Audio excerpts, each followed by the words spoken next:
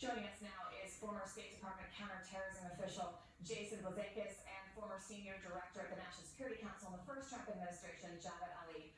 Jason, I want to talk to you. You worked in counterterrorism bureau at the State Department.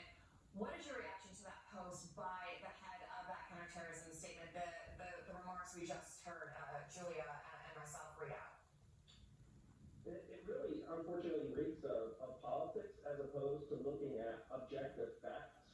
And your reporting team did an excellent job talking about the rigor related to going through a process to get a special immigrant visa to gain chief of mission authority. So I think it really does a disservice to all the hardworking government workers who are trying to vet as quickly as possible individuals who serve the United States overseas. And some of the countries that Trump is targeting include Afghanistan, obviously, but also Libya, Iran, Sudan, Yemen. How does that complicate America's working relationships in those areas in that region? So, Christina, nice to be with you and Jason this morning. So, the statement from President Trump that there is going to be a pause now on immigration applications or asylum applications for the 19 countries of concern that were listed in an executive order, I believe, in the summer. That's going to have an impact on immigration, obviously. Now, when it comes to the countries in which there are strong U.S. diplomatic relationships or even more sort of tailored national security or counterterrorism relationships, yes, this is going to be something that is going to have to be managed. But this also happened, if you recall, during the first Trump administration, in that first year plus, where there was a similar couple of executive orders that were trying to achieve some of these same objectives. Now, they didn't go as far as the executive orders initially stated, so I think we're going to have to wait and see the impact if this full stop, there's a full stop of the process for individuals from these 19 countries.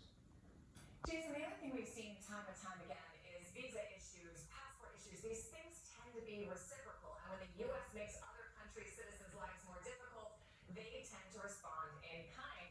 Last night, the President Trump wrote on Truth Social, quote, "I will permanently pause migration from all third world countries to allow the U.S. system to fully recover, terminate all the millions of Biden illegal admissions, remove anyone who is not a net asset to the United States."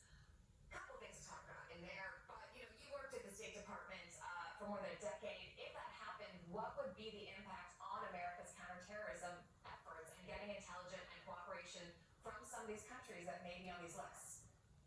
Well, we have what we call over the horizon strategy in so many countries right now, in places like Afghanistan, where we really do rely on individuals reporting to us our technical capabilities. So if we start taking very broad, sweeping approaches like this related to immigration or other issues related to national security, we can see situations where intelligence may dry up and people will simply not trust us to provide us the information we need to stop and disrupt terrorist plots.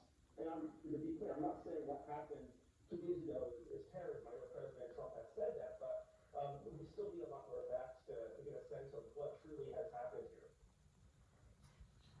Javed, you've worked for both Homeland Security and the FBI. Do you think the United States has the resources and leadership to anticipate and address a small-scale attacks like we saw here in D.C. on Wednesday, as well as potential larger-scale attacks in the future? Well, Christina, this attack that unfolded on Wednesday is just the latest in a long string of attacks that have occurred for years and years in this country, either before 9/11 or certainly after 9/11 in my career in government. And if this is truly a lone offender type attack where Lachlan was not associated with anybody else or directed by anyone or any groups from overseas, and it doesn't appear to be the case right now, although it's early, these are the hardest type of threats and plots to disrupt in advance, because you're talking about one person, whether they're an American citizen or not, who is not a citizen, who's first radicalized. We don't yet know how long Lachlan had been radicalized here. And then the steps they take to put an attack in place. And as your previous segment talked about, he drove across the country. He somehow obtained a .357 Smith & Wesson, and then he shows up in D.C. and is looking for targets to attack. Unless he had committed some crime or was a subject of a prior investigation, that also doesn't seem to be the case. This is what makes stopping these types of threats really, really hard. picture of this overall, America's crackdown, this administration's attitude towards people from any other country. You know, when I travel now, I get people in Europe and other people asking me about this policy. Does this complicate all kinds of other diplomatic objectives when this is what people are seeing first and foremost as policy from the United States when it comes to dealing with so many other countries? Well, I think it creates a situation where it creates a world of us versus them that is incredibly unhelpful when we're trying to deal with very difficult national security challenges, whether trying to work with the Ukrainians and Europeans to come to some kind of settlement with the Russian Federation, or trying to cooperate on challenging counterterrorism issues in places like